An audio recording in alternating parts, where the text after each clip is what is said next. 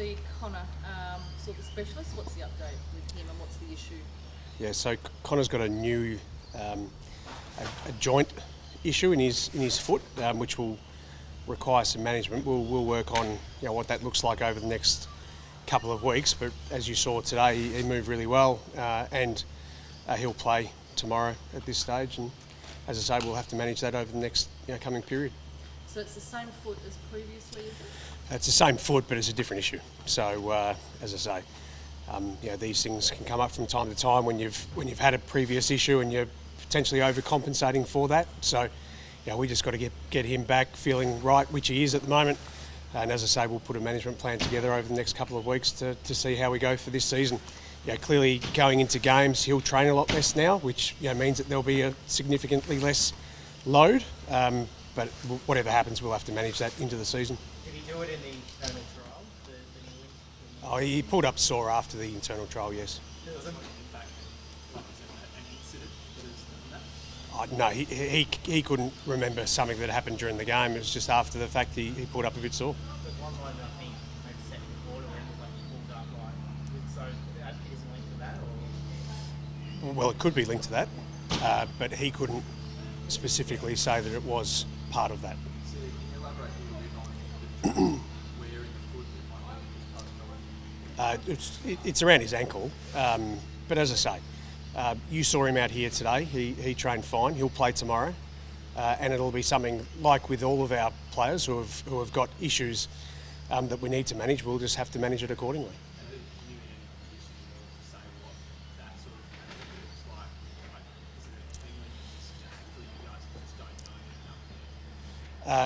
Well, at this stage, he's playing tomorrow, and what that looks like after that, will obviously take care of itself. But we're aware that there's an issue that we're going to have to manage into the season.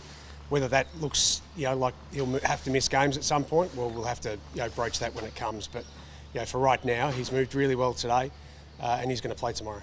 Do you have any experience with any players or anyone that you know have had a similar injury and how their recovery or how they were managed, perhaps? No, look, right now we're dealing with Connor Rosie. We're not too concerned about who else has done something previously. So, no. We'll deal with Connor. Every individual, injury is a different one. We're really confident in our medical staff and certainly the specialist opinion that for right now it's play on and we'll see how things go over the next couple of weeks. So Rob just copped a head knock in the game the other day, which split him open in between his nose and his lip. So we'll give that an extra little bit to recover. And Sam Powell-Pepper hurt himself at training as well, where he has broken a minor bone in his hand, which required, was significantly swollen. So we had to release that from a surgical perspective. I think on Tuesday night. So unfortunately, Sam will miss the next couple of games, which puts him behind the eight ball, I imagine, for round one. But it's something that we're just going to have to deal with when the time comes. Well, Tom's in a situation where we're just managing. He played the entire internal trial the other day. We obviously got this game and a game the following week. He'll play against Adelaide in the proper Amy series game, but he won't play this weekend. How will you juggle, or will you juggle and sort of manipulate guys' minutes in terms of who you want to have extra time in certain areas this week and more full noise the week after? Yeah, we will. We're going to go in with about 25 or 26 this weekend. And so everyone's minutes will be managed through that. I think we want to see a number of players in different spots this weekend with a view to playing what will be closer to our 22 against Adelaide in the Amy Series game. The good part about what we've got this week, we've got Lockie Jones playing, we've got Miles Bergman playing, we've got Mitch Georgiadis who will be out there. So for us, getting Lockie into the team and a game early on is fantastic. We picked him early. There's no reason that he shouldn't be out playing right now. Just on Sam's injury, in the internal trial you had him on one team and then on the other team at some point. Is it almost a battle between those two for a midfield spot at the moment? No. Oh, well, it's no. I mean, look, there's a whole heap of players that could go through that area of the ground. To suggest that it's 1 against 1 right now is just not the case. So we've got a depth of midfielders which we think can go through that position. The mix of which the coaches will have to come up with when the time comes. But look, it's no 1 versus 1 at the moment. I mean, we're still 3 or 4 weeks out from the season. Plenty of things that can happen in between then. So just have to wait and see. You're in a pretty enviable position at CDA. I mean, like prelim last year, you've got a very experienced list and everyone's relatively fit. Is it a little easier going into the next couple of weeks knowing that you're probably haggling over half a dozen positions at best? You've got your pretty much your base 18. Oh, look, I think the coaches would say that there's still some significant pressure there. They've certainly got to work out the way that they want to pick the team, how many defenders they want on the team, how many mids. I don't think that's definitely shored up yet. The next 2 games, there's some pressure on our guys to get it right. And the people who represent us tomorrow in the AFL trial know that they've got a job to do. At the end of the day, it's 26 players, doesn't go into 22. Some decisions are going to have to be made, and you would suggest that Jonas is going to come back in when he's right. So there's no issue with pressure on spots. We think it's a great thing for our club, and as I say, the coaches committing to having the young players playing in the AFL team early on is a really good thing, and I give a great deal of credit to Ken and the guys to be willing to pick those guys. How's Horacio body been holding up so far in the season? You saw him doing some extra running after the session today. Yeah, he's fine. So he's benefited, I think, from a fantastic pre-season so far, where he's felt really comfortable. Medical staff have done a good job in making sure that he's able to train as often as he has been.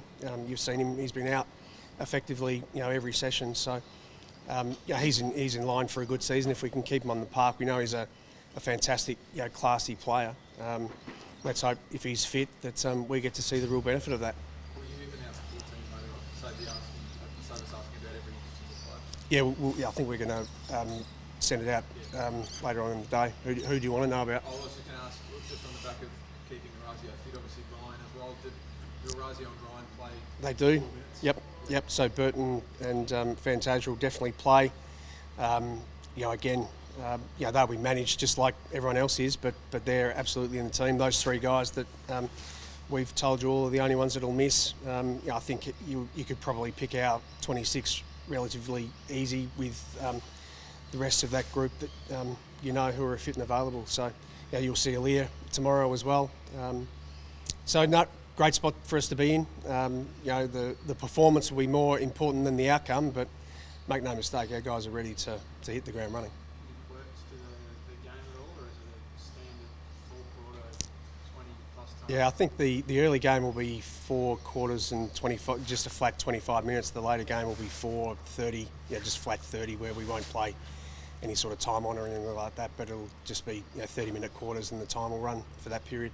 Clubs that doesn't count for anything at all apart from your own development, but is against teams like me. Is that how the boys see it? Oh, look, the guys have got enough pride in their performance to want to win at any point in time. So, as I say, the performance is going to be more important than the outcome, but I can't imagine anyone who's got a competitive bone is not going to want to actually put one over the mob down the road. Without having seen the teams, is there anyone from a regular last year that's down in that sense? No, I can't imagine, Vicky, that you're going to have too many. Happy for you to ask me a question about who you might think isn't in the team, but right now we've got 26 guys who are ready to go. Can I ask about the prison bar, Guernsey? Richo said he's maybe pushed to wear them in all showdowns. How's any reaction from that yet? No, so Richo and David are the ones who will take that up with the AFL. Clearly from a footy department perspective, we'll play in whichever Guernsey we're told to play in, but there's no doubt from a club standpoint that we want to have the ability to play in the prison bars as often as we can now. That is in the showdowns, and that's what the club's pushing for. It's an AFL decision. They need to make the call. When are you expecting to hear? Look, that's above me, Vic, right now. But as I say, the AFL have got a decision to make. It's their call to make. Have you instructed your players to become up with any way to take advantage of the new man on the mark, or by not being hindered by it if you're defending or whether to attack?